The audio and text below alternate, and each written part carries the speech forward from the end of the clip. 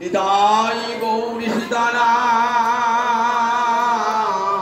প্রেমানন্দে আরবারে হরি হরি বল।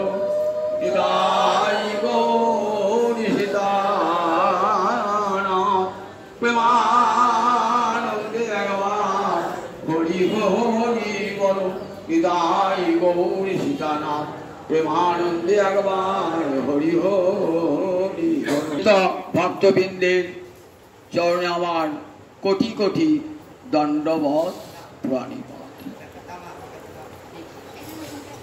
আজ পিতৃপক্ষের শেষ, দেবীপক্ষের সূচনা।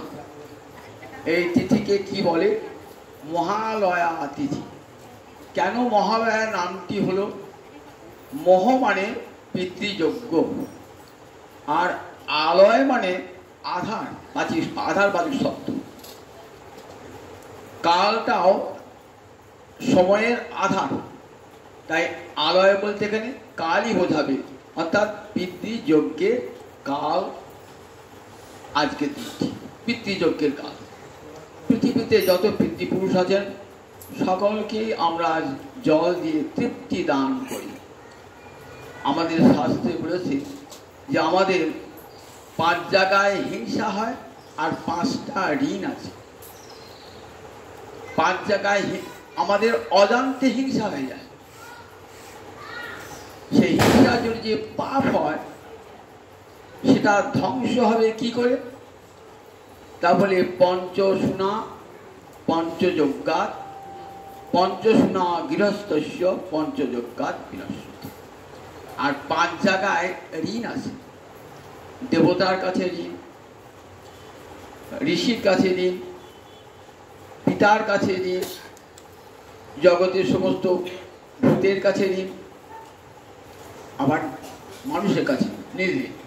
এই 5টা ঋণ আছে। সেই 5টা ঋণ আমরা শোধ করব কেমন করে? পঞ্চযজ্ঞের দ্বারা শোধ করতে হয় এই 5টা ঋণ। আর এই 5 জায়গায় যে পাপ হয়, 5 জায়গায় পাপ কি করে হয়? বলেন কণ্ডনী পেশনী চুল্লি চৌদ্কুম্ভিচ মার্জনী পঞ্চসুনা গৃহস্থস্য পঞ্চযজ্ঞাৎ বিনশ্যতি। কণ্ডনী মানে হামাল দিস্তা, হামাল দিস্তে কিছু গুঁড়ো করছে, তো একটা পোকামাকড় এসে পড়লো, আমরা অজান্তে মরে গেল, সে পাপ হলো। কিন্তু পেশনী যাতায় কলায় পিসছেন, একটা পোকা মাছি এসে ঘুরে পড়লো, মরে গেল, পাপ। চুল্লি উনুনে আগুন ধরাচ্ছেন, দেখলেন একটা মশা বো করে এসে পুড়ে পড়ে গেল। উদকুম্ভী জল ভরছেন কলসিতে, জলের ধরে 2-4টে এমন ক্ষুদ্র ক্ষুদ্র জলের পোকা থাকে, পড়ে গেল। মার্জনী উঠান ঝাড় দিচ্ছেন, দেখলেন 2-একটা পিঁপড়ে ঝাঁটার ডগে উঠে গেল, পাপ। এই পাপটা যাবে কাম করে? তা বললেন পঞ্চসুনা গৃহস্থ পঞ্চযজ্ঞাৎ, 5টা যজ্ঞ করলে সেই পাপটা দূর ধ্বংস হবে। আর ঋণ 5টা জায়গায়। কার কাছে ঋণ? বললেন ঋষির কাছে ঋণ, পিতার কাছে ঋণ, দেবতার কাছে ঋণ, জগতের সমস্ত ভূত অর্থাৎ পশু পক্ষী কীট পতঙ্গ এদের কাছে ঋণ, আর একটা আছে মানুষের কাছে ঋণ। এই 5টা ঋণ শোধ হবে কেমন করে? 5টা ঋণ কি কি কি করে শোধ হবে? অধ্যাপনং ব্রহ্মযজ্ঞ, শাস্ত্র পাঠ এবং শাস্ত্র অপরকে শোনানো, গুরুমন্ত্র জপ, সন্ধানের জপ, এটা হলো ঋষি ঋণ শোধ হয়ে যায়। এমন ঋষি ঋণ শোধ হয়ে যায়। যারা শাস্ত্র রচনা করেছেন, যারা শাস্ত্রকার ঋষি, তাদের ঋণটা শোধ হয়ে যায়। আমি রামায়ণ মহাভারত পড়লেন, সন্ধানিক জপ করলেন, তাহলে ঋষিদের কাছে যে ঋণটা ছিল সেই ঋণটা শোধ হয়ে গেল। অধ্যাপনং ব্রহ্মযজ্ঞ। পিতৃযজ্ঞস্তু তর্পণম। যে পিতা আমাকে জন্মদান করেছে, আমি পৃথিবীতে এসেছি যার করুণায়, তার কাছে আমি সব সময় ঋণী হয়ে গেছি। জগতে পিতা মাতার কাছে ঋণী নয় এমন কেউ আছে?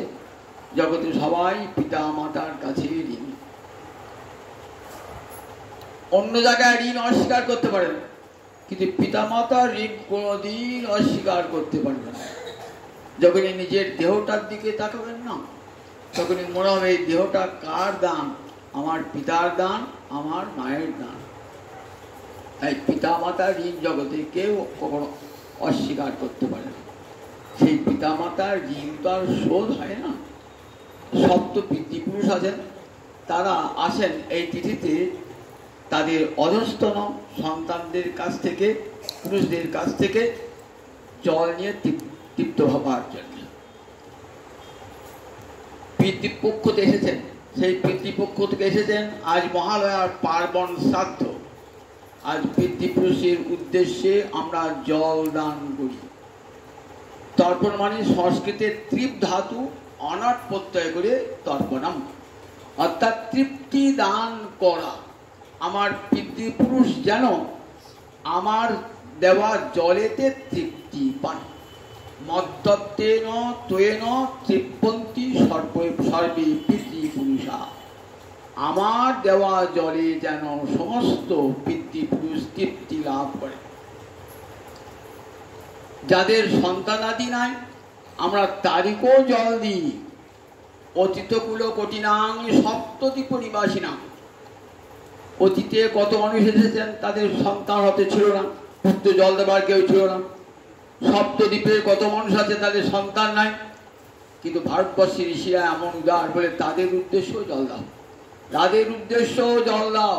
তাদের তো কেউ নাই, তোমার জলই তারা তৃপ্তি লাভ করো। আব্রহ্ম স্তম্ভ পর্যন্ত জগৎ তৃপ্তু।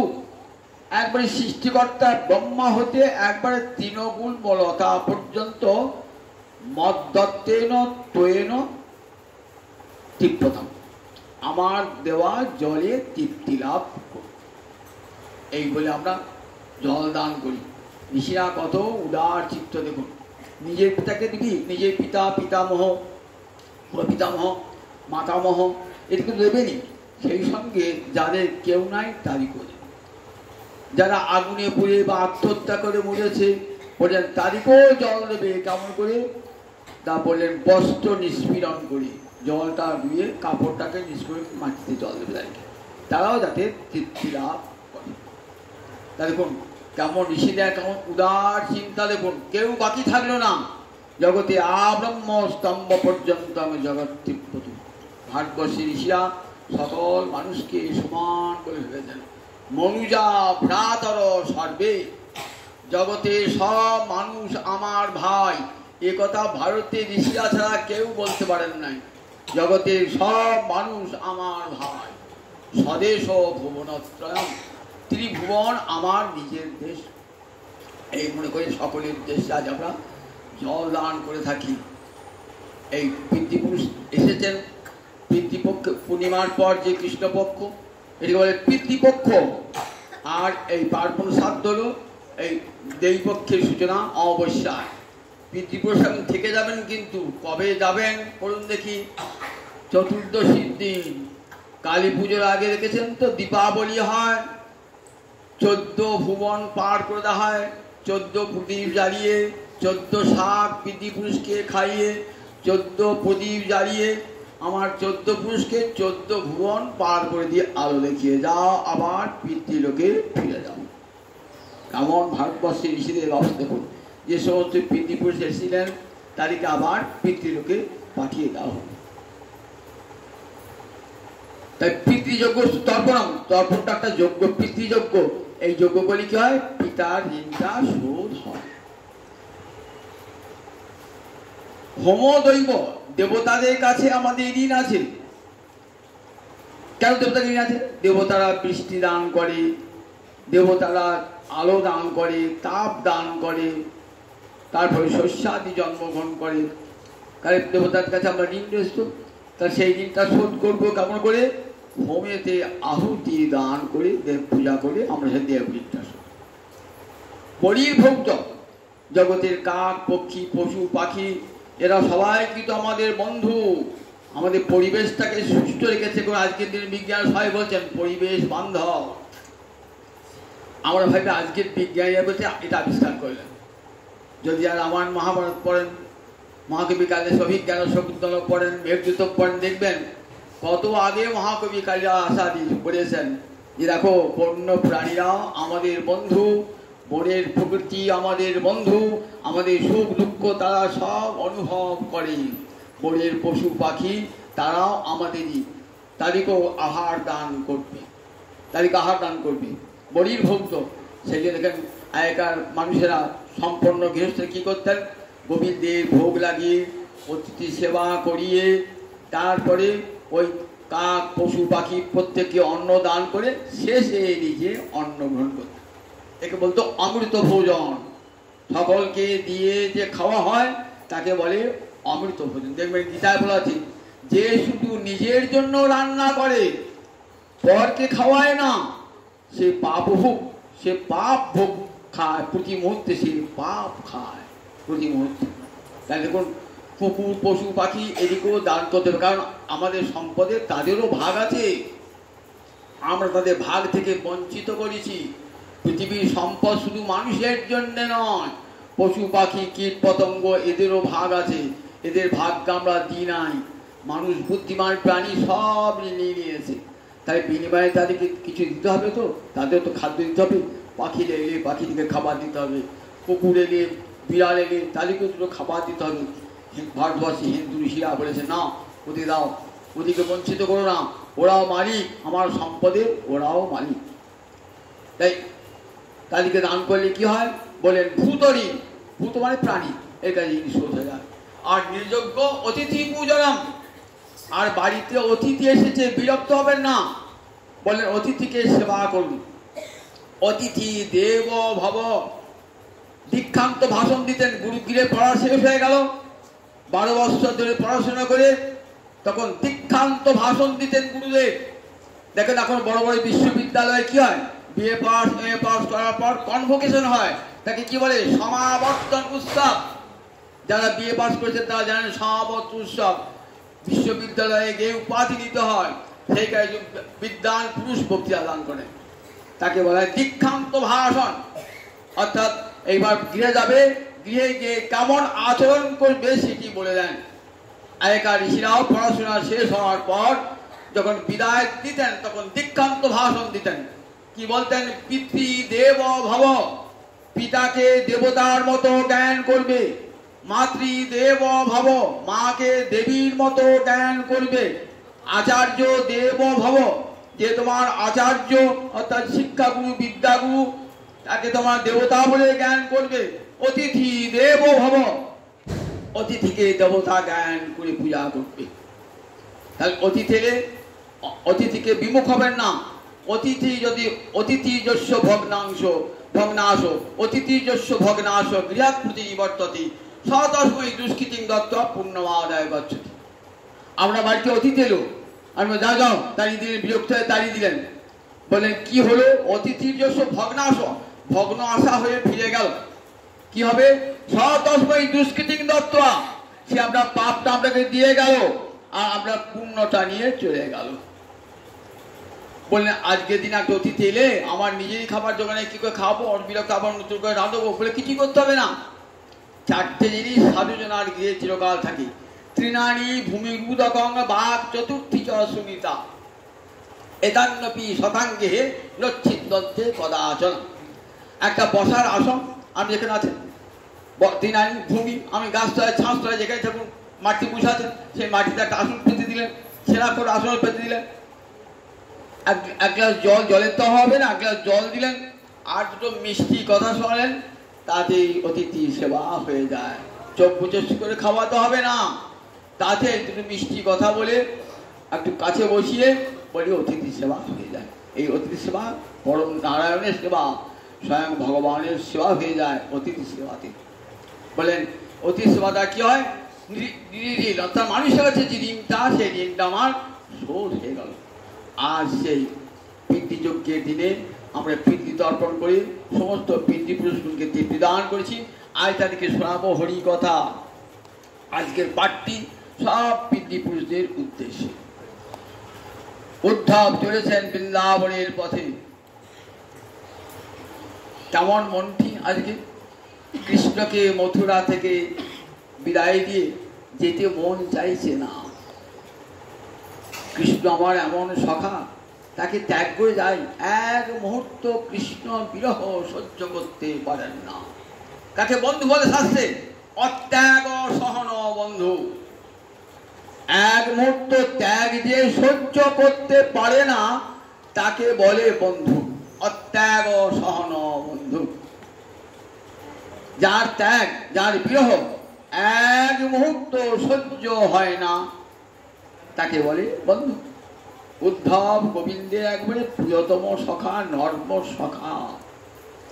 তাই কৃষ্ণকে ছেড়ে আসতে মনটা চাইছে না, কিন্তু ভাবছেন কতদিন তো বৃন্দাবন যাবার ইচ্ছা ছিল, এত কাছে বৃন্দাবন মথুরা থেকে, কিন্তু সেই বৃন্দাবন দেখার সৌভাগ্য আমার হয় না।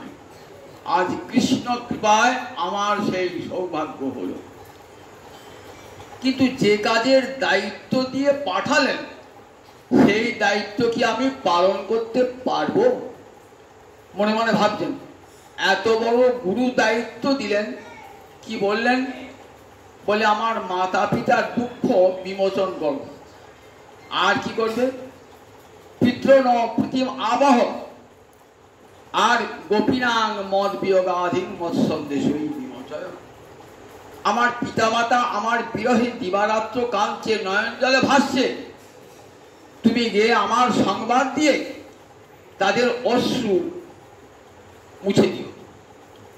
আর গোপীরা যারা আমার বিরহে আর্তিতে যারা প্রাণ ধারন্তি অতিকিচ্ছেন প্রাণান, খুব কষ্ট করে প্রাণটা ধরে রেখেছে একটা আশা নিয়ে, যদি কোনোদিন কৃষ্ণ বৃন্দাবনে আসে তাহলে একবার তো কৃষ্ণ দর্শন হবে, এই আশা নিয়ে প্রাণটাকে ধরে রেখে দিয়েছে, প্রাণটা ত্যাগ করতে পারছে না। আর একটা কারণ কি? প্রাণটা তো তাদের মধ্যে নাই। কোথায় প্রাণটা? প্রাণটা গোবিন্দে চলে গেছে। আগে বলছে তারা কেমন মনমনস্কা মত প্রাণা, তাদের মনটাও আমার কাছে, তাদের প্রাণটাও আমার কাছে। মদর্থে তক্ত দহিকা, আমার জন্য সমস্ত দেহ ধর্মাদি তারা পরিত্যাগ করেছেন। লৌকিকা, লৌকিক ধর্ম কর্ম সব তারা পরিত্যাগ করেছেন। তাই গোপীনাং মদ বিয়োগাধীন মৎ সন্দেশেই বিমোচয়।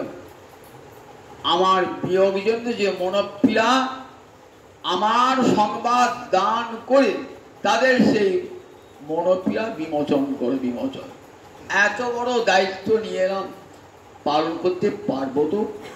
যখন বৃন্দাবনে ঢুকছেন না, ভাবতে ভাবতে আসছেন তো, তখন নিম্নচতি বিভাবস, বিভাবস মানে সূর্যদেব, সূর্যদেব তখন নিম্নচতি মানে অস্তাচলগামী। সন্ধ্যে লাগবো গোয়ালপাড়ায় সন্ধ্যে লাগলে কেমন হয় বল দেখি? দেখা যায় সব গরুগুলো ঢুকছে, গোষ্ঠায় ফিরে আসছে, ধুলোগুলো সব উঠছে, চারিদিকে কি রব শোনা যায়, এই বাছুরটা ছেড়ে দে, এই ভাঁটটা নিয়ে আয়, এই সব গোয়ালপাড়ায় কি শোনা যাবে? সেখানে এই শোনাই দিতে হবে। সেখানে দেখছে ঘরে ঘরে কি হচ্ছে, সেখানে বলছে এই ভাঁটটা নিয়ে আয়, এই বাছুরটা ছেড়ে দে, এই বাছুরটা আটকা, এইসব রব শুনছে, শুনতে শুনতে যাচ্ছে। আর আসছেন গাভী গোবৎস সব আসছে, মাঠে চলে আসছে, মাঠ থেকে চলে আসছে, ধুলো উঠছে পায়ের খুঁড়ে, ধুলো উঠছে, ধুলো একে সন্ধ্যাকাল, আবার তারপরে ধুলো এত ধুলো উঠছে, উঠতে হবে রথটা সেই দিকেই যাচ্ছে। তো কেমন হলো রথটা? রথটা ধুলোয় ঢেকে গেল, ধুলোয় ঢেকে গেল। পশুনাং ক্ষুর রেণুভি ভবিষ্যতাং পশুনাং, যারা গোষ্ঠী প্রবেশ করছে সেই পশুদের খুঁড়ের উত্থিত যে ধুলি, সেই ধুলিতে তার ছন্ন জানো, তার রথটা ঢেকে গেল। ফলে কেউ দেখতে পেল না কখন ঢুকলেন, কে ঢুকলো কি বুঝতে পারলেন না। গোবিন্দ মনে মনে ভাবছেন যে উদ্ধব তো বৃন্দাবনে গেল বটে, কিন্তু বৃন্দাবনে সেই সৌন্দর্য কি আর আছে? কারণ আজ তো আর বৃন্দাবনে সে সৌন্দর্য নাই। নন্দপুর চন্দ্র বিনা বৃন্দাবন অন্ধকার, চলে না চলো মলয়া নিল লুটিয়া ফুল গন্ধভার। নন্দপুর চন্দ্র বিনা বৃন্দাবন অন্ধকার। আজ গোবিন্দ নাই, নন্দপুর চন্দ্র নাই, আজ তাই বৃন্দাবন অন্ধকার, কৃষ্ণের বিহনে বিরহে অন্ধকার। আজ আর ফুলের বাতাস, ফুলের গন্ধ নিয়ে বাতাস মলয় পবন প্রবাহিত হয় না। এই তো বৃন্দাবন। তাহলে বৃন্দাবন গিয়ে কি দেখবে উদ্ধব? এই বৃন্দাবনের করুণ দৃশ্য দেখবে না। বৃন্দাবন যে মহামহিমময় ধাম সেটি দেখাতে হবে। বৃন্দাবন কেমন রম্য বৃন্দাবন সেটি দেখাতে হবে। তো যেখানকার জল হলো অমৃত, যেখানকার মাটি হলো চিন্তামণি গণময়ী ভূমি। বৃন্দাবনের মহিমামৃত বলা আছে। বৃন্দাবনের ভূমি কেমন? চিন্তামণি গণময়ী। চিন্তামণি এক প্রকার মণি, যে মণির কাছে আপনি যা চিন্তা করবেন তাই পাবেন। বৃন্দাবনের প্রতিটি ধূলিকণা কোটি কোটি চিন্তামণি প্রসব করতে পারে। তাই চিন্তামণি গণময়ী ভূমি। তোয়ং অমৃতম, সেখানকার জল কেমন? না, সেখানকার জল মানে অমৃত। সেই বৃন্দাবন ভূমির সৌন্দর্য তুলে ধরতে হবে। যোগমায়া কয়, যোগমায়া তুমি বৃন্দাবনকে সাজিয়ে দাও। কেমন করে সাজাও প্রভু? তুমি নাই তো। তা বললেন, তুমি পারো না, এমন কাজ নাই। যোগমায়া তুমি যাও, আমি থাকলে বৃন্দাবনের যেমন শোভা, আমি না থাকলেও বৃন্দাবনে যেন সেই রকম শোভাটা হয়। যোগমায়া তথাস্তু। যোগমায়া গিয়ে করলেন বৃন্দাবনের সমস্ত শোভা প্রকটিত করলেন।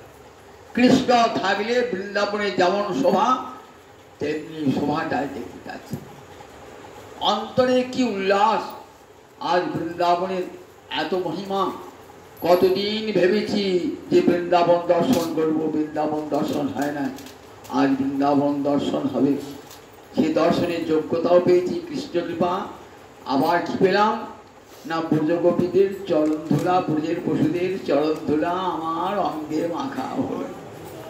ধুলা নয়, ধুলা নয়, গোপী পদ রেণু, এই ধুলা মেখেছিল নন্দ সুত কানু। ধুলা নয়, বললেন গোপী পদ রেণু। এই রেণুকে কামনা করেছে বলুন দেখি। উদ্ধব যখন বৃন্দাবন থেকে চলে যাচ্ছেন না, তখন উদ্ধব বলছেন এই বৃন্দাবনে ওই যে ব্রজগোপীদের চরণ রেণুর একটা রেণুর আমি কৃপা প্রার্থনা করি। একটা রেণু অভিঘ্ন সব বারবার কামনা করি। বৃন্দাবনের ধুলির কেমন দাম দেখুন। রাধানীর সোনার চরণের সোনার ধুলি লেগে আছে। উদ্ধব সেই ধুলিকে বন্দনা করছেন আসবার সময়।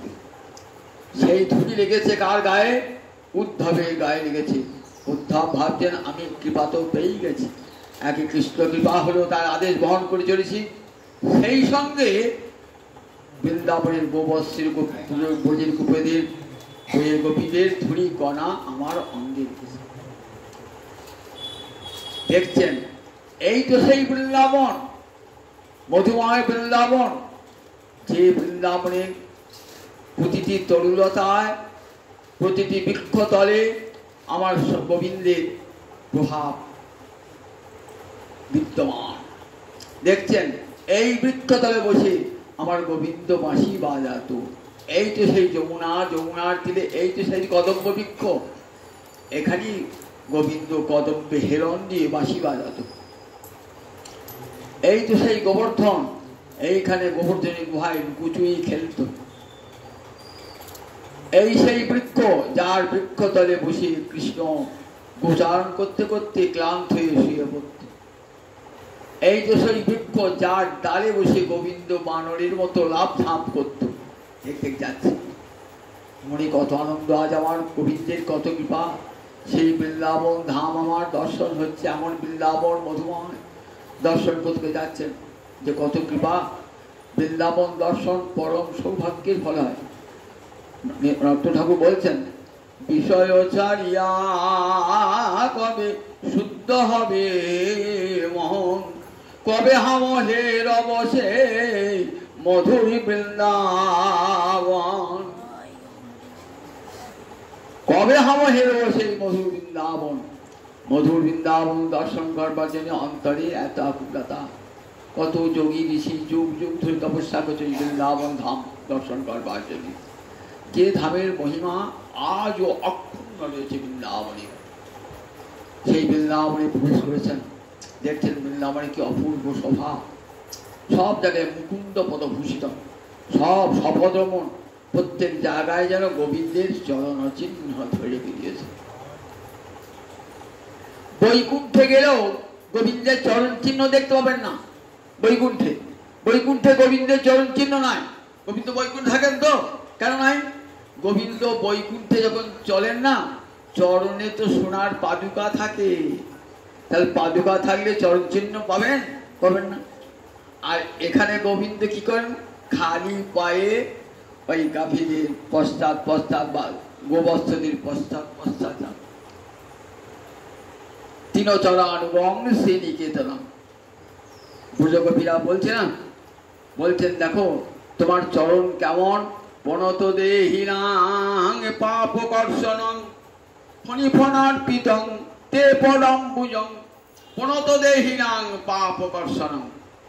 তোমার চরণটা কেমন, যারা তোমার চরণে প্রণাম জানায়, কৃষ্ণায় বাসুদেবায় হরয়ে পরমাত্মনে প্রণত ক্লেশ নাশায় গোবিন্দায় নমো নমঃ বলে একবার যে গোবিন্দ চরণে প্রণত হয়, প্রণত দেহিনাং পাপকর্ষণং, তার সব পাপ গোবিন্দ এক মুহূর্তে কর্ষণ করে নেয়, আর থাকে না, পাপ থাকে না। তিনচরা, তারপর ফণিফণার্পিতং তে পদম্বুজং, তারপর ফণিফণা কালিয়নাগের ফণার উপর তোমার চরণ পড়েছিল। তখন কালিয়নাগের পত্নী সুবলা এসে বলছে, আহা আমার স্বামীর কি সৌভাগ্য, তোমার প্রতি বিদ্বেষ করে তোমার চরণ চিহ্ন মাথায় ধরেছে। ওই চরণ কামনা করেছে লক্ষ্মী দেবী। যদবাঞ্ছয়া শিলনা চরত্তপ বিহায় কামান সুচিরাং ধৃতপ্রতা। গোবিন্দের চরণ কামনা করে লক্ষ্মী দেবী আজও বিল্লবনে তপস্যা করছে। যে যান দেখে আসবেন গিয়ে, বৃন্দাবনে তপস্যা করছেন রাস বিহারী গোবিন্দের চরণ পাবার জন্য। আর সেই চরণ পেল কে? আমার স্বামী। তমগুণে যার জন্ম, ক্রোধী যার চির ক্রোধী যার স্বভাব, বিনা কারণে যাকে দংশন করে সবাইকে, এমন ক্রোধী স্বামী আমার, তমগুণে জন্ম। আর সেই স্বামীকে তুমি এমন কৃপা করলে, তোমার চরণটা দিলে, যে চরণ লক্ষ্মীও পায় না। ব্রহ্মাদি দেবগণ ওই চরণের ছায়া দর্শন করেন, চরণ বর্ণ। আর সেই চরণ কালিয়নাগের মাথায়। কালিয় তুমি কত কত ভাগ্য করেছিলে, শ্রীরা তো পরমা ভক্তিমতী, আমরাও পেলাম না, তুমি পেলে কৃষ্ণকে বিদ্বেষ করে কৃষ্ণ চরণ মাথায় পেলে। তিনচরানুগং শ্রীনিকেতনং, তিনচর পশু তাদের পশ্চাৎ পশ্চাৎ যায় তোমার চরণ। শ্রীনিকেতনং, ওই চরণে কে বাস করে? নিকেতন বাসাঘরকে নিকেতন বলা হয়, বসস্থানকে নিকেতন বলা হয়। শ্রী মানে কি? লক্ষ্মী। লক্ষ্মী থাকে ওই চরণে নিরন্তর। পতিব্রতা শিরোমণি যারে কহে বেদবাণী, পতিব্রতা শিরোমণি যারে কহে বেদবাণী। দাসী হই বলে দাসী করে অভিমান, যে বুকে থেকো গোবিন্দের পক্ষে থেকো, তাকে অভিমান, পক্ষে থাকবো না, আমি তোমার চরণে যাব। লক্ষ্মী কোথায় আছে? কৃষ্ণের পক্ষে। কোন দিকে? বাম দিকে। সোনার মতো একটা রেখা আছে, দেখবেন গোবিন্দ, ভালো করে লক্ষ্য দেখবেন, বাম দিকে একটা স্বর্ণ রেখা, ওটা কার চিহ্ন? ওটা লক্ষ্মীর চিহ্ন, লক্ষ্মী আছে বাম দিকে, আর ডান দিকে দেখবেন শ্বেত বর্ণ আছে, ওটা কে আছে? ভৃগুপদ চিহ্ন, ভৃগু বক্ষে লাঠি মেরেছিলেন, তার চিহ্ন ধরে রেখে দিয়েছে। তাই শ্রীনিকেতিন চরানুগং শ্রীনিকেতনং ফণিফণার্পিতং তে পদাম্বুজং কৃণু কুচেষু ন কৃন্দিহিচ্ছয়ং। ওহ গোবিন্দ, ওই তোমার চরণ কমল আমাদের বক্ষে দাও, আমাদের হৃদয়ের সন্তাপ চিরকালের মতো দূর করে দাও। ওই তোমার চরণ আমাদের বক্ষে দিলে আমাদের হৃদয়ের সন্তাপ দূর হবে। গোপীগীতিতে গোপীরা কাঞ্চনী বলে সেই চরণ দেখছেন তো, দেখি উদ্ধব, আহা কি সৌভাগ্য!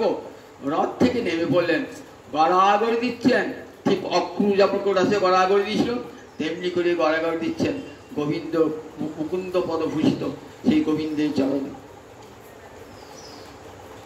বৃন্দাবনের শোভা দর্শন করতে করতে কোথায় গেলেন? নন্দ মহারাজার বাড়িতে গিয়ে উপস্থিত হয়েছেন। বাড়িতে ঢোকেন নাই যখনও, বিশাল পুষ্পোদ্যান, সেই ফুলের বাগানে একটা গাছেতে কি আছে? পাথরের বেদি আছে, সেই পাথরের বেদিতে বসে আছে, চুপ করে একাকি বসে আছে।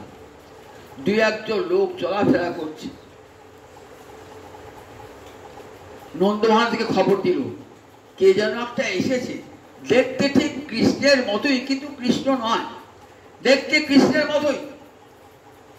নন্দ মহারাজ ছুটে এসেছে, ভাবলেন কি হবে? উদ্ধব ছাড়া তো হবে না, মনে হয় উদ্ধবই এসেছে। উদ্ধব তো কৃষ্ণের বন্ধু। এসে দেখি উদ্ধব, উদ্ধব এই দেখেছেন নন্দ মহারাজ, নন্দ মহারাজার চরণে লুটিয়ে বললেন। নন্দ মহারাজ উদ্ধবকে জড়িয়ে ধরলেন, টাস টাস টাস টাস করে চোখে জল পড়ছে। নিয়ে গেলেন বাড়িতে। আজ সেই বাড়ি, রাজবাড়ি আজ কেমন ভগ্ন দশা, রাজবাড়ি গোবিন্দ নাই, সে বাড়ি আজ ভগ্ন দশা। চতুর্দিকে ঝুল, বাকরসার জাল চতুর্দিকে, একটু ঝাঁট পড়ে নাই, কিছুই পড়ে নাই। একটা ঘরে বসে নন্দ মহারাজ কাঁদছেন, আর একটা ঘরে বসে মা যশোদা কাঁদছেন। ঠিক যেমন আমার গৌরহরি যিনি সন্ন্যাস গ্রহণ করেছেন এসে, একটা ঘরে কাঁদছেন কে? একটা ঘরে মা সচিমা কাঁদছেন, আর একটা ঘরে কাঁদছেন আমার বিষ্ণুপ্রিয়া সখী কাঞ্চনা অমিতা এসে সান্ত্বনা দান করছেন। মা সচিমাকে এসে তার বোন সর্বজয়া এসে সান্ত্বনা দান করছেন। দুজনই চোখের জলে ভাসছেন। আর ভৃত্য ঈশান দেখছেন, বলছেন ঠাকুর আমার মরণটা কবে হবে? ভৃত্য ঈশান বহুদিন সেবা করেছেন তো, আমি তার এই দৃশ্য দেখতে পাচ্ছি না, আর দৃশ্য দেখতে পাচ্ছি না। ঠাকুর এই দৃশ্য দেখাবার জন্য আমাকে বাঁচিয়ে রেখেছো, আমার মৃত্যু দাও নারায়ণ, আমার মৃত্যু দাও, আমার মৃত্যু দাও বলে ঈশান চোখের জলে ভাসছেন। এই দেখবো ওইখানে কাঞ্চের বৃদ্ধা সচিমাতা চোখের জলে ভাসছেন, কাঁদতে কাঁদতে চোখের জল শুকিয়ে গেছে। এদিকে বিষ্ণুপ্রিয়ার চোখের জল শুকিয়ে গেছে। আর আমি ওই দৃশ্য দেখে বেড়াবো, দৃশ্য আমাকে আমার আমার যেন মৃত্যু হয়ে যায়। ঠিক নন্দ মহারাজ আর মা যশোদার সেই অবস্থা। উদ্ধব তাকিয়ে দেখছেন, মনে মনে ভাবছেন এ বড় কঠিন দায়িত্ব নিয়ে এলাম, এই দায়িত্ব নেওয়া আমার ঠিক হয় না। এই নন্দরানী দেখলেন, নন্দরানী অর্থাৎ মা যশোদা একটা ঘরে বসে কাঁদছেন, আর চোখ খোলেন নাই। মা বলছে এই দেখো আমার গোপালের মা। তাকাবেন কি ভেবেছিলেন কৃষ্ণ এসেছেন, তখন আর কৃষ্ণ আসেন না, লিখে আবার চোখটা মুছতে করেছেন। যেদিন গোপাল চলে গেছেন না, সেদিন থেকে কি করেছেন? এই ব্রজ আমি আহারি দেখিব না রে, যে ব্রজে আমার গোপাল নাই রে, সেই ব্রজ আমি আর দেখব না রে, যে ব্রজে আমার গোপাল নাই রে, সেই ব্রজ আমি আর দেখব না রে। আমি জন্মের মতো নয়ন মুদে রইলাম, এই ব্রজ আমি আর দেখব না রে। মা আমার অন্ধ হয়ে গেছেন চোখের জলে, আর জল বার হয় না, জল শুকিয়ে গেছে। মা আমার কেঁদে কেঁদে অন্ধ হয়ে গেছেন, চোখটা আর খোলে না। আমার গোপাল, আমার গোপাল, আমার গোপাল, এছাড়া মায়ের মুখে কথা নাই। কত কথা গোপালে মনে পড়ছে, নন্দ মহারাজের মনে পড়ছে। দেখো উদ্ধব, এই দেখো আমার গোপালের বাঁশি, এই দেখো আমার গোপালের খেলনা, সব দেখাচ্ছেন। এই ঘরে আমার গোপাল থাকতো, জানো তো মায়ের উপর তার কত আবদার, আর আমার কাছে গিয়ে একবারে খুব ঠান্ডা ধীর স্থির। আর মায়ের কাছে যত চাঞ্চল্য, মায়ের কাছে মায়ের আঁচল ছাড়া এক মুহূর্ত চলতো না, আঁচল ধরে ধরে উঠোনে ঘুরে বেড়াতো। গোপাল সেই সব কথাগুলো বলছেন আর শুনছেন উদ্ধব মহারাজ। উদ্ধব তো পণ্ডিত, জ্ঞানী, জ্ঞানী শ্রেষ্ঠ উদ্ধব, ভক্ত শ্রেষ্ঠ উদ্ধব।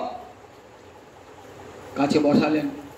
উদ্ধব এসেছেন, অতিথি সেবা করতে হবে তো, অতিথি দেব ভব, অতিথির সেবা করতে হবে তো। কিছুই তো ঘরে নাই, কি সেবা করাবো? ঘরে আজ কিছুই নাই। রাজা যিনি, তার আর ঘরে কিছুই নাই। রাজা আজ ফকির হয়ে গেছে, পুত্র শোকে সব হারিয়েছেন। গোপাল চলে গেছে, ঘর শূন্য হয়ে গেছে। ওই বুঝবাসীরা কেউ একটু ছানা, কেউ একটু মাখন এনে খাওয়ায়, তবে খেয়ে কোনো রকম প্রাণ ধারণ আছে। উদ্ধব এসেছে, উদ্ধব কিছু খাওয়াতে হবে তো, অনেকটা পরিশ্রম করে এসেছেন তো। গ্রামে বেরিয়ে কোথায় কিছু পাওয়া যায় কিনা, এক ব্রাহ্মণের গৃহে দেখলেন ভাঙা চাল একটু পাওয়া গিয়েছে, আর এক জায়গায় একটু দুগ্ধ সংগ্রহ করলেন। সেই ভাঙা চাল আর দুধ, মিষ্টি আর পাওয়া গেল না, মিষ্টি পাওয়া গেল না। সেইটি গুলে পরমান্ন করে উদ্ধবকে খাওয়ালেন। উদ্ধব খেলেন, ভাবতেন অমৃত ভোজন করলাম, আমি তো কত রাজভোগ খেয়েছি, আজ যেন অমৃত ভোজন করলাম। ভৃত্যকে বলে, রক্তপত্রকে বললেন একটা বিছানা পেতে দাও। দেখো উদ্ধব কত পরিশ্রম করে এসেছে, দেখো ওই পালঙ্কের উপরে একটা শয্যা করে, রক্তপত্র শয্যা করে দিলেন। বললেন যাও পা টিপে দাও, অনেক পথক্লান্তি হয়েছে। একটা চাকরকে দিয়ে, ভৃত্যকে দিয়ে পরে সম্মান করলেন। কিছুক্ষণ পর নন্দ মহারাজ গিয়েছেন। প্রথমেই কোনো জিজ্ঞাসা করেন নাই, নন্দ উদ্ধবকে ভোজন করিয়েছেন, শয়ন করিয়েছেন, তার ক্লান্তি দূর করেছেন। তারপরে গতশ্রমং পর্যপিচ্ছা, যে ক্লান্তি দূর হয়ে গেছে, এইবার নন্দ মহারাজ গিয়েছেন। ভাবছেন কোনো দুঃসংবাদ নিয়ে এলো নাকি। অনেকদিন পর যদি কেউ আসে নিজ প্রিয়জনে, কি মনে হয়, ভয় লাগে, আতঙ্ক সৃষ্টি হয়, কি জানি কোনো খারাপ সংবাদ নিয়ে এলো নাকি। অনিষ্টা সংকিনী বন্ধু হৃদয় আনি, মহাকবি কালিদাস বলেছেন। বন্ধু হৃদয় সবসময় অনিষ্ট আশঙ্কা করে, কোনো খারাপ সংবাদ দিয়ে পারো নাকি। কাজী গোবিন্দের কথা বলতেই পারছেন না, নিজের কথা বলছেন, বসুদেবের কথা বলছেন। আচ্ছা বসুদেব কুশলে আছে তো? শোনো উদ্ধব, তোমার বাবা বসুদেব এবং আমি, আমরা 3 ভাই, জানো তো। আমার পিতামহ দেববীর, তার 2টো বিয়ে, একটা ক্ষত্রিয় পত্নী, একটা বৈশ্য পত্নী। ক্ষত্রিয় পত্নীর গর্ভে জন্মেছিলেন তোমার পিতা দেবভাগ, আর বসুদেবের পিতা সুসেন। আর বৈশ্যা পত্নীর গর্ভে জন্মেছিলেন আমার পিতা পর্জন্যদেব। কাজে আমরা তো ভাই। দেখো বসুদেব আমার শুধু বন্ধু নয়, খেলার সাথী। তোমার পিতাও তাই, একসঙ্গে কত খেলা করেছে। আর সেই বসুদেব কত কষ্ট পেয়েছে, কতদিন কারাগারে ছিল, কি দোষ করেছিল? কোনো দোষ তো করে নাই, অথচ কারাগারে বন্দী ছিল। কত দুঃখ কষ্ট বসুদেব দেবকীকে ভোগ করতে হয়েছে। যার বংশ তার নিজের পাপেই মরেছে। বাৎসল্য ভাবটা অন্তর থেকে যায় নাই তো। আমার কৃষ্ণ যে তাকে বধ করেছে এটা বলতে পারছেন না। আমার কৃষ্ণ তো দুধের ছেলে, সে কেমন করে অত বড় অসুরকে বধ করবে? বাৎসল্য ভাব তো। হ্যাঁ, ও নিজের পাপেই মরেছে। দেখো কত লোকে অমঙ্গল করেছে, কত লোক ক্ষতি করেছে, তাই নিজের পাপেই বসে মরেছে। এখন বসুদেব দেবকী সব ভালো আছে তো? আচ্ছা কৃষ্ণ বলরাম বোধহয় মথুরাতে নাই, নয়? শুনলাম নাকি গুরুগৃহে গিয়েছে বেদ অধ্যয়ন করতে। আচ্ছা, আমার গোপাল না খেয়ে থাকতে পারতো না, দণ্ডে দণ্ডে খেত, কিন্তু গুরুগৃহে গিয়ে কত তপস্যা করতে হবে সেখানে। ছাত্রানাং অধ্যয়নাং তপ। গুরুগৃহে ছাত্র পড়তে যেতেন, পিতা গিয়ে দিয়ে আসতেন 8 বৎসর বয়সে, 12টি বৎসর গুরুগৃহে থাকতেন। গুরুগৃহে থাকা মানে তপস্যা, ভিক্ষা করতে হবে। প্রতিটি শিষ্যকে গুরুদেব শেখাতেন ভিক্ষা কুড়ানো।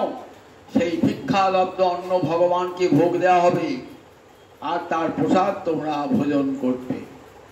বুঝে রাখবা, গোচারণ করতে হবে, ভিক্ষা লব্ধ অন্ন আনতে হবে, তপস্যা করতে হবে, বেদ পাঠ করতে হবে, গুরুর আদেশ পালন করতে হবে। দেখবেন সুদাম উপাখ্যানে গিয়েছেন বনে কাঠ আনতে, গুরুমা আদেশ করেছেন যাও, জ্বালানি ফুরিয়ে গেছে, তখন তার গ্যাস ছিল না, জ্বালানি কাঠ আনতে হবে, যাও জ্বালানি নিয়ে এসো। কোথায় গিয়ে? বনে গিয়ে জ্বালানি আনবেন। গিয়ে জ্বালানি জোগাড় করতে করতে ওর এক মাথায় এক বোঝা, সুদামার মাথায় এক বোঝা, কৃষ্ণের মাথায় এক বোঝা।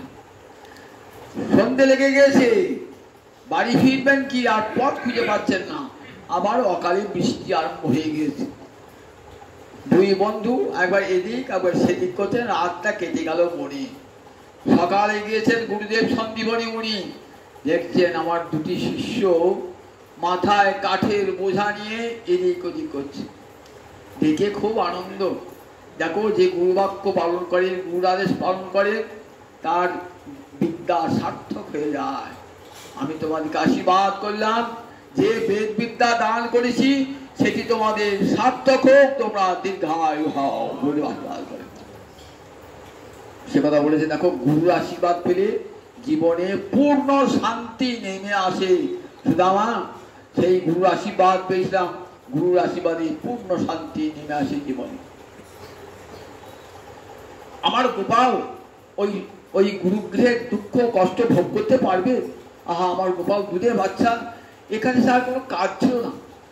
এখানে কি করছে? বাঁশি বাজাতো, খেলা করতো, যমুনার জলে সাঁতার কাটতো, কত লম্প জম্প খেলা করতো সকালের সঙ্গে। কোনো গুরু দায়িত্ব ছিল না।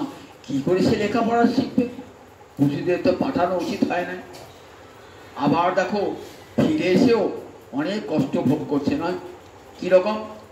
আমি মনে মনে ভাবি, দেখো, কংসের মতো দুরাচারী, নাগা জুতা 1001 অযুত, হাতির বল যার অসুরের কংসে, আমার ছেলেটা কি করে তাকে হত্যা করলো? আমি অবাক হয়ে যাই। চানুর মুষ্টিককে কেমন করে হত্যা করলো, কুবলায় হাতিটাকে কেমন করে হত্যা করলো। শোনো, আমার মাঝে মাঝে তাই কি মনে হয় জানো, আমার গোপাল মানুষটা মনে হয় জানো, গর্গমণি বলে গেছেন, গর্গমণি কি বলে গেছেন? গর্গমণি বলে গেছেন, নারায়ণ সমগুণ, তোমার পুত্র নারায়ণের সমান গুণযুক্ত। এখন আমার মাঝে মাঝে মনে হয় তাই বোধহয় হবে। ধনুর্যজ্ঞে আহ্বান করেছেন, 100 ভাগ একটা বিশাল ধনু, হাত দিয়ে ধনুটাকে ভেঙে দিলেন সঙ্গে সঙ্গে। এত ক্ষমতা! 1 সপ্তাহ ধরে গিরি গোবর্ধন ধারণ করে থাকলেন, বা একটা মা হাতে করি আঙুলে। আমি মনে মনে ভাবছি কি করে আমার গোপালের কাজ করলো। আচ্ছা, গোপালের কি মনে পড়ে না? আমাদের কথা মনে পড়ে না? একবারও মনে পড়ে না? নিজের মায়ের কথা মনে পড়ে না? আমার কথা না মনে পড়ুক, আমি তো সব সময় সঙ্গদান করতাম না, কিন্তু মায়ের কাছে সব সময় থাকতো। তার যত আবদার মায়ের কাছে, সেই মায়ের কথা কি একবার অভিনব স্মরতি? মাকে একবার স্মরণ করে না? আচ্ছা, মাকে স্মরণ না করুক, তার খেলার সাথী সুদামকে স্মরণ করেন একবার। যে সুদাম মায়ের কোলে শুয়ে সে কানাই বলে কেঁদে উঠত, সেই সুদামকে মনে পড়ে না? করো। শ্যামলী ধবলী গাভীকে মনে পড়ে না? গায়ে হাত বোলাতেন, বাঁটে মুখ দিয়ে দুধ খেতেন, আবার তারা অঙ্গলেহন করতো, সেই শ্যামলেহ মনে পড়ে না? সেই যমুনার কথা মনে পড়ে না? সেই কদম্ব বৃক্ষের কথা মনে পড়ে না? সেই গিরি গোবর্ধনের কথা মনে পড়ে না? এই বলছেন তো, টস টস টস টস করে জল বাড়ছে চলতি নন্দ মহারাজ। আর মা যশোদা শুনতে মায়ের মুখে তো কথা নয়। মায়ের অবস্থাটি কেমন? মায়ের বক্ষ ভাসে নয়নে নীরে, আর বসন ভাসে স্তন ক্ষীরে। মায় আমার মুখে কিছুই বলিতে না রে, মা আমার মুখে কিছুই বলিতে না রে। আর বাক্যস্ফোরণ হচ্ছিল মায়ের, মায়ের বসন ভাসে নয়নে নীরে, নয়নের জলে মায়ের কাপড় ফেলে যাচ্ছে, আর বসনে ভাসে স্তন ক্ষীরে, দুটি স্তন হতে দুগ্ধ বার হচ্ছে বাৎসল্য রসে দুগ্ধ, বসনে ভাসে স্তন ক্ষীরে, আর বক্ষ ভাসে নয়নে নীরে। মামার মুখে কিছুই বলিতে না রে, কিছুই বলছেন না, কেবল দু নয়নে জলধারা বয়ে চলছেন মায়ের। উদ্ধব বলতে গোবিন্দে যখন গোবিন্দের কথা শুনছেন মহারাজ নন্দের মুখে, নন্দ মহারাজ জানেন কৃষ্ণ তো আমার পুত্র, তাহলে মনে হয় গুরুদেব যে বলেছিলেন গর্গস্য বচনং তথা, যে আমার ছেলে, দেখো উদ্ধব, বাবা ছেলেকে সবসময় রক্ষা করে, এটাই তো বাবার কাজ, কিন্তু গোপাল আমার প্রায় উল্টো, গোপাল আমাদের রক্ষা করেছে জানো।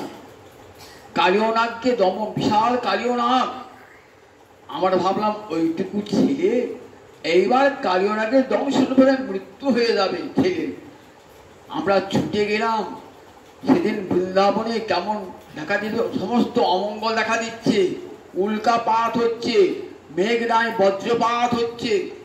আমরা ছুটতে ছুটতে গেলাম, সেদিন তো বলরাম সঙ্গে যায় নাই, আমরা ছুটতে গেলাম, তাহলে নিশ্চয় আমার গোপালের কোনো অমঙ্গল ঘটেছে।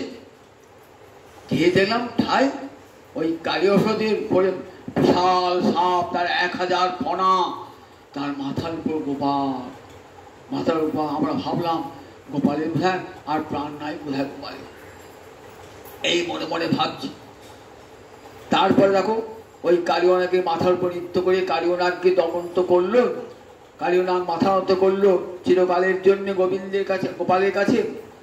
আমরা সারা রাত লেগে গেল, আমরা বাড়ি আসতে পারলাম না, তখন বনেতেই শুয়ে থাকলাম। বনেতে হঠাৎ দেখলাম বনে আগুন লেগে গেছে, সব বুঝে গোপেরা বলছে বাঁচাও বাঁচাও। তখন জানো আমার গোপাল কি করলো, হাঁ করে সব আগুনটা খেয়ে নিল, সমস্ত আগুন দাবানল পান করলো, মনে হলো যেন বরফ হয়ে ঢুকে গেল আমার গোপালের। আবার দেবরাজ ইন্দ্র যিনি গোবর্ধন যজ্ঞ হয়েছে বলে দেবর 7 দিন ধরে প্রবল বৃষ্টি ঝড় বজ্রপাত, আর আমার ওইটুকু ছেলেটা 7 বছরের ছেলেটা ওই কড়ি আঙুল দিয়ে পাটটাকে ধরে রাখলো, 7 দিন ধরে রাখলো। দেখো এ মনে হয় ভাবছে আমার গোপাল, কত বৃন্দাবনে কত অসুর এলো, অগাসুর বকাসুর, সব আমার গোপাল অনায়াসে অনায়াসে হত্যা করলো, অনায়াসে। তাই মনে মনে ভাবি আমার গোপাল বোধহয় মানুষ নয়, আমার গোপাল বোধহয় ভগবানই বটে। নন্দ যশোদা কোনোদিনই গোপালকে ভগবান বলে ভাবতে পারেন নাই, বৃন্দাবনে ভাবনা নাই। বৃন্দাবনে ভাবনা থাকতো তাহলে মাতা মরে পুত্র রূপী করে নবন্ধন, অতিহীন জ্ঞানে করে লালন পালন, সখা শুদ্ধ সখ্যে করে সন্ধে আরোহণ, তুমি কহনে বড় লোকি তুমি আমি সম, প্রিয়া জ্যোতি মান করি করে ভর্ষণ, বেদস্তুতি হইতে তাহা হরে মরণ। ব্রজবাসীকে যদি ভাবতেন কৃষ্ণ ভগবান, তাহলে কি এটা হতো? মা যশোদাকে মানতে পারতেন? মা যশোদাকে মানতে পারতেন না, মা যশোদা তাকে তিরস্কার ভর্সনা করতে পারতেন না, পিতা নন্দ তার মাথায় 2টো পাদুকা চাপাতে পারতেন না, সখাগণ এঁটো খাওয়াতে পারতেন না, তার কাঁধে চড়তে পারতেন না, পারতেন? ব্রজগোপীরা তাকে ভর্সনা করতে পারত না। তারা কৃষ্ণকে কি বলে ভাবে? কৃষ্ণকে ঈশ্বর নাহি জানে ব্রজজন, কৃষ্ণকে ঈশ্বর বলে জানে না, কি জানে? মোর পুত্র মোর সখা মোর প্রাণপতি। নন্দ যশোদা কি ভাবেন? কৃষ্ণ আমার পুত্র, আমার মা যশোদা ভাবেন আমার পেটে গোপাল হয়েছে, আমার পুত্র গোপাল, আমার পুত্র, সে ভগবান নয়, আমার পুত্র গোপাল, এই ভাবনা অন্তরে। আর উদ্ধব কি জানেন? উদ্ধব জানেন ভগবান শ্রীহরি সাক্ষাৎ নারায়ণ গোপাল পেয়েছেন। উদ্ধবের একরকম ভাবনা, আর মা যশোদা পিতানন্দের একরকম ভাবনা, দুটো ভাবনাতে মিল হবে না। উদ্ধব তাই মনে মনে ভাবছেন, কি করে আমি সান্ত্বনা দান করব? যদি বলি কেঁদেন না কৃষ্ণের জন্যে, তাহলে কি হবে? তাহলে একটা ভুল বার্তা জগতের কাছে পৌঁছাবে যে কৃষ্ণের জন্য কেউ কেঁদো না। আমি যদি বলি নন্দ যশোর কেঁদো না, তাহলে কৃষ্ণের জন্য কাঁদবা। তার শাস্ত্র কি বলেছে? নিজের স্ত্রী পুত্রের জন্য কেঁদো না, যুগ যুগ ধরে হা কৃষ্ণ বলে কাঁদো যুগ যুগ ধরে। এটাই তো পরম পুরুষার্থ। আমি কেমন করে বলবো যে তুমি কেঁদো না, আবার কাঁদো কি করে বলবো? আমি তো এসেছি সান্ত্বনা দান করতে, তাই কাঁদো গোপাল জেনে সেটাই বা কেমন করে বলি? বুঝুন একবার, সান্ত্বনা দেওয়াটা কত কঠিন। যদি বলি কেঁদো না, তাহলে শাস্ত্রে মুখ চাপা দেওয়া হবে। আবার যদি বলি কাঁদো, তাহলে কি হবে? সান্ত্বনা দিতে আসা হবে না। উদ্ধব ভাবছেন, এত বড় পণ্ডিত উদ্ধব, বিদ্বান শ্রেষ্ঠ উদ্ধব, বুদ্ধি সত্তম উদ্ধব, আজ বৃন্দাবনে এসে তার কোথায় বুদ্ধি চলে গেছে। প্রেমের রাজ্যে আর বুদ্ধির রাজ্য, জ্ঞানের রাজ্য দুটো আলাদা। জ্ঞানের রাজ্য আর প্রেমের রাজ্য দুটো আলাদা। উদ্ধব আছেন জ্ঞানের রাজ্যে, আর এসেছেন প্রেমের রাজ্যে। এমন প্রেম তিনি দেখেন নাই কখনো। আজ দেখছেন যে কৃষ্ণের বিরহ তো আমরাও ভোগ করি, কিন্তু এমন করে কৃষ্ণ বিরহ। মা যশোদা পিতানন্দ কেঁদে কেঁদে অন্ধ হয়ে গেছেন, যারা কৃষ্ণ ছাড়া কিছুই জানেন না। ঘর বাড়ি আজ কেমন অবস্থা হয়ে গেছে, রাজা হয়ে আজ ভিখারি হয়েছেন। এই কথা মনে মনে ভাবছেন। মাঝে মাঝে বলছেন, আচ্ছা পিতানন্দ কি, আচ্ছা ঘরে থাকতে ভালো লাগে না, বাইরে যেতে পারেন তো? কোথায় যাবো বাইরে বলো? যমুনার পুরে যাবো, গোবর্ধনে যাবো? কি সব মুকুন্দ পদ পুস্তক, সব তো গোবিন্দের চরণ চিহ্ন। যেখানেই যাবো না সেইখানে দেখবো আমার গোপালের চরণ চিহ্ন রয়েছে। দেখলি যে আমার অন্তর কেঁদে ওঠে। কি করে যাব?